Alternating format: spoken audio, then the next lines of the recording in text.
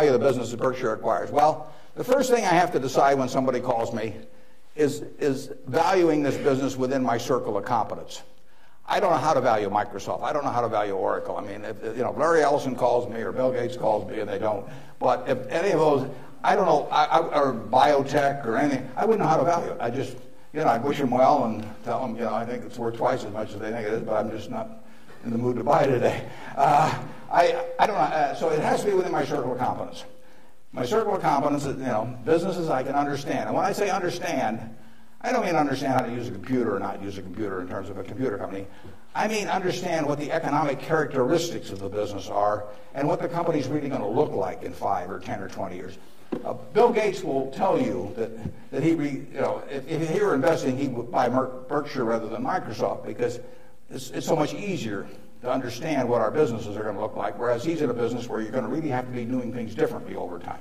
So I know that Wrigley's is going to be the #1 chewing gum in the country. I know Snickers is going to be the #1 candy bar in the country 10 years from now. It's been the #1 candy bar for 40 years.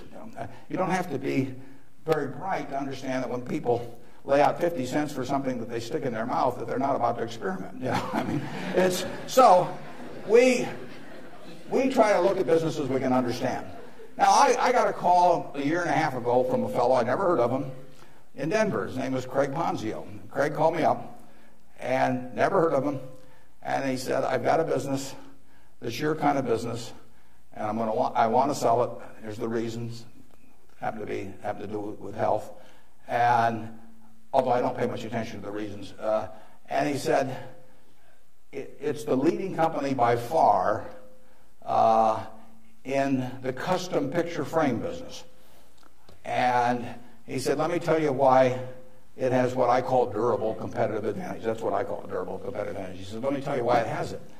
He said, there are 18,000 people that frame pictures in the United States, little mom and pop operations. Every town, Lincoln will have a half a dozen, Alma will have a dozen, and they frame pictures. I go over to get a picture frame, I hand it to somebody, I say, I follow their judgment. I say, biggest thing I want is I want a good-looking frame, and I want it back soon. I want quick delivery.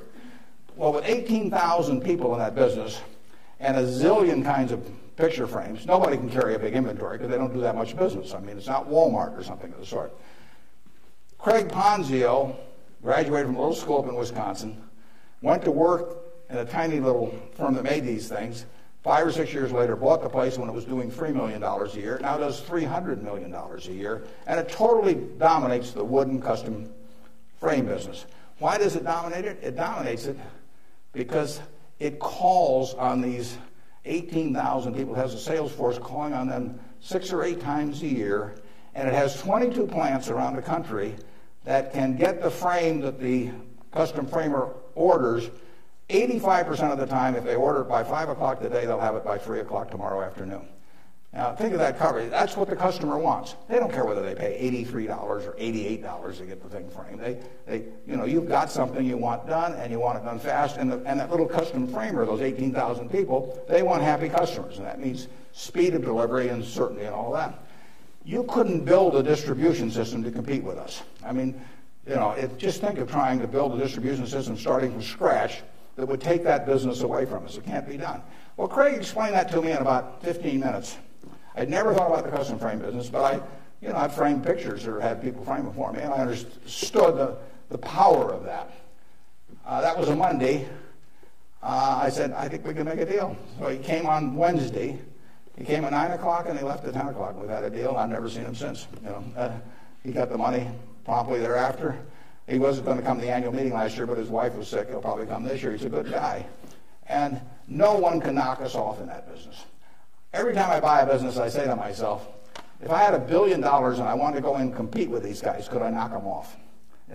If you gave me $1 billion and you told me to dislodge Snickers as the #1 candy bar in the country, I don't know how to do it. If you tell me I got $1 billion and I got to make it, or $5 billion, and I got to make it so that Wrigley's, Spearmint, Double Mint, Juicy Fruit, all of those get knocked off the top-selling gum list, I can't do it.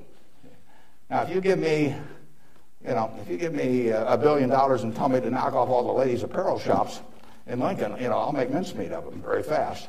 I mean, I have a very good business myself, but I can destroy that. And the real test is, can some idiot with a lot of money destroy the business you've got if he decides to compete with you? And we try to buy businesses where no matter who comes along, they've got this durable competitive advantage. Those are the three words that count. And you can make that. You may be able to make that decision about companies that I can't make that decision about. They have to be pretty simple for me. But we buy things that, we have Fruit of the Loom underwear. Are people going to quit wearing underwear? Well, who knows?